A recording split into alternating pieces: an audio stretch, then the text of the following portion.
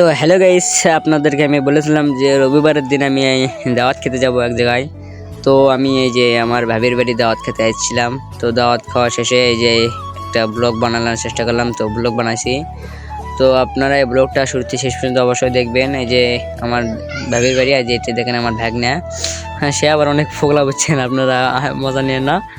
এই যে খাওয়া দাওয়ার শেষে একটা করে 7 আপ দিয়েছিল, তো সেই 7 আপ নিয়ে ঘোরাঘুরি করছিলাম, ভিডিও করতেছিলাম। এই যে দেখেন এই প্লাটিনা, এটা আমার দুলা ভাইয়ের গাড়ি, পালসার এটা আমার খালাতো ভাইয়ের গাড়ি, আর এই যে এটা আমার R15, বুঝতেছেনই তো, কেউ মজা নিয়ে না আবার। তো এই যে খাওয়া দাওয়া শেষে আমরা এই যে বাইরে বসে থেকে রেস্ট করতেছি, আমার মা বোন দুলা ভাই খালাতো বোনের স্বামী, আমরা সবাই এখানে রেস্ট করতেছি খাওয়া দাওয়া শেষে। তো আমাদের খাওয়া দাওয়া শেষ করে আমরা এই যে গার্ডেনে সেখানে বসে আছি। বসে থাকার পর পরিবেশ দেখতেছি এবং কি আবহাওয়া ঠান্ডা এবং বাতাস খাইতেছি, গরম লাগতেছিল, তাই এখানে বসে হাওয়া খাইতেছিলাম।